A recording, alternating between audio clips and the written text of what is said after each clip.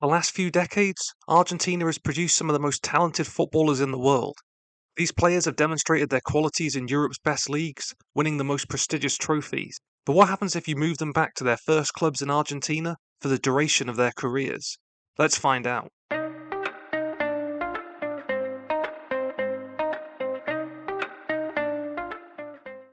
It's 2009 and we're in South America. All in all, I've moved around 70 players back to the Argentine league. As well as this, the top-rated youth talents in the division have been given long career contracts, so for the duration of this experiment, none of these guys will be going anywhere. Let's have a look at some of the best players who are going to be competing.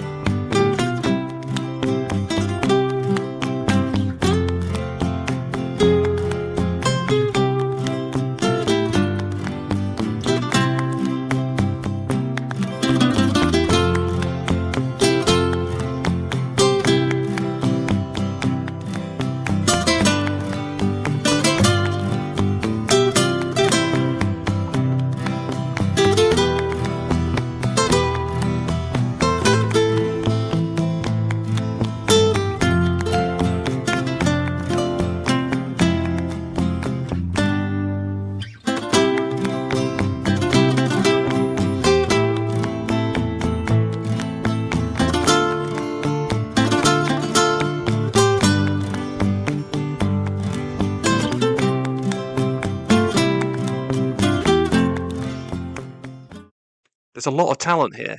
As well as bringing these guys back, I've increased the reputation of the league, as well as the TV revenue. With the additional viewership now tuning into the division, the clubs are going to have more might in the transfer market to sign better players. Let's advance a few years and see what happens. 2013, and a lot has been happening. In our first season, in a tightly fought battle with Newell's, the league was won by Independiente. Despite a slow start with just 1 point in the first 3 games, a run of 9 straight victories would lead them to the title. Here Aguero gets his second goal of the game on the final match day. They have a lot of quality up front though. The division's top scorer that season was also in their ranks, Diego Forlan. Another who had a sensational campaign was Javier Pastore. Despite playing for 15th place Huracan, against the odds he scored 26 goals in the league. One of my personal favourites came against Rosario Central. He plays a 1-2 here in midfield, a nice through ball, and a composed finish to beat the keeper. Messi rounded out the division's top 3 scorers. The following season, Independiente would retain their crown, but things are beginning to change. Argentinian clubs, particularly Newell's, are exercising their financial power. For $7 million, Carlos Bacca has joined. In the league he's not been great, but in continental competition, he's been a lot better. Newell's would win their Copa Libertadores group, moving into the knockout stage. After beating Bahia and then Penarol, set up an all-Argentine semi-final against Independiente. Messi would get on the end of the cross, and with 3 away goals, was enough to see our first continental finalist. In the home leg, Messi and Carlos Bacca would both score, giving Newell's a 2-1 lead to take to Chile. Here he beats his man. Nice finish in the far post. Second leg, though, saw victory fade away, and the wait for an Argentine winner went on. With the following season, we had a new league winner, Boca Juniors.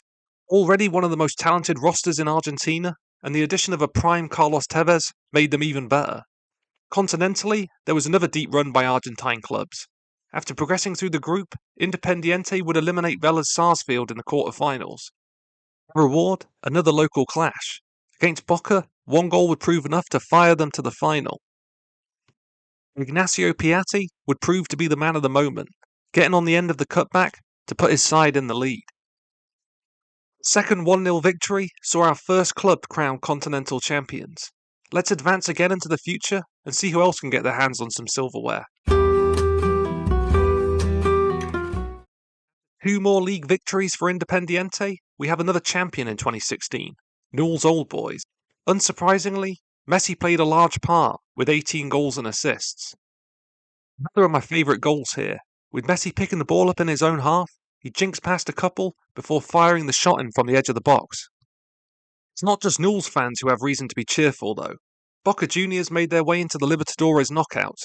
They overcame Brazilian powerhouse Palmeiras to set up a semi-final against Newell's.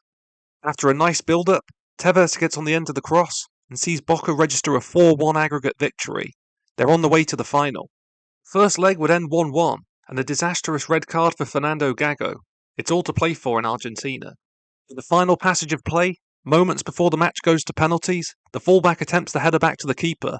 The ball falls short, Gaitan loops it over, and once again we have a new Libertadores champion. Just 1 year later, it was their bitter rivals who'd be celebrating. River Plate are league winners. Gonzalo Higuain has been in some incredible form. Since returning to the club, he scored over 200 league goals. None were more valuable than last season, where he helped fire the club to a championship. Whilst they took the silverware, the other top performer was Angel Di Maria. His 14 goals and assists put Rosario Central in third place. One goal at home against Ferro was very memorable. He engineers just enough space and hammers the ball home from the edge of the box. No one stopping that. After coming so close before, Newell's would have an opportunity for continental redemption. Messi, like in reality, would score a memorable goal against Cruz Azul. This was enough to see them to a 3-0 victory. They made their way to a second final and would establish a 1-0 lead in the first leg against Gremio. In a match which saw both sides reduced to 10 men, Ricardo Noir would get on the end of the through ball and see another Argentine name etched on the trophy. There are plenty of big signings still going through. Banfield have just splashed the cash on Brazilian winger Douglas Costa. Maybe he can fire them up the table a little bit next season. Thus far, the Argentine League has been very competitive, and we very nearly had our first club world champion. Let's move towards the end of this experiment and see what twists and turns lie in store. Over the last few years, a new champion has emerged, Racing Club. Buoyed on by the increased prestige of Argentine football, they've spent nearly $40 million in one transfer window. Whilst they said goodbye to Diego Milito, it was the goals of Lisandro Lopez which helped them to triumph. Needing a victory on the last day, a brace by Gabriel Hauch ensured their first title in 10 years. The following year would see River Plate regain the championship with a 12-point lead. Strangely, San Lorenzo just haven't been performing that well at all. This was their best finish, a third place, but Zabaleta has become somewhat of a club legend, with over 400 league appearances. Another club who haven't been mentioned too much, Lanús. In 2019, they went out and spent nearly $20 million. Money well spent, evidently, as they finished in first place in their Libertadores group, conceding just 1 goal. In the quarterfinals, they met Vasco da Gama and scored one of the most remarkable goals you'll see. Jairzinho shows his quality there, beating his man. Chiro engineers some space, and what a shot. Brazilian would provide another assist in the final, this time to Eduardo Salvio. He helped Lanús to take a 2-0 lead. With a 1-1 draw in the return leg, another Argentine club was crowned continental champion. Whilst Independiente dominated the final 2 seasons domestically, there was still one of the club who found success. They were led by 34-year-old Nicolas Otamendi.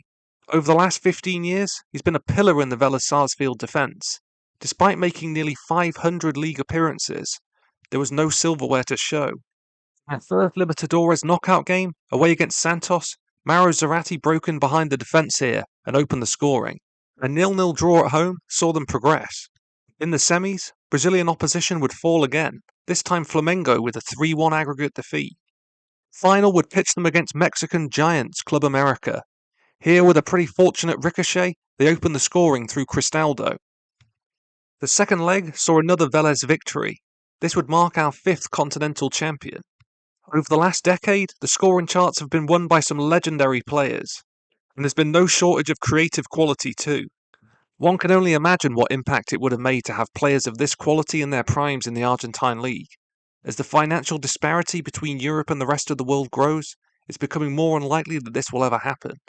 Although, with Argentina's World Cup winners coming to the end of their careers, Maybe they'd enjoy the adulation of a final spell in their homeland. Thank you for watching this video.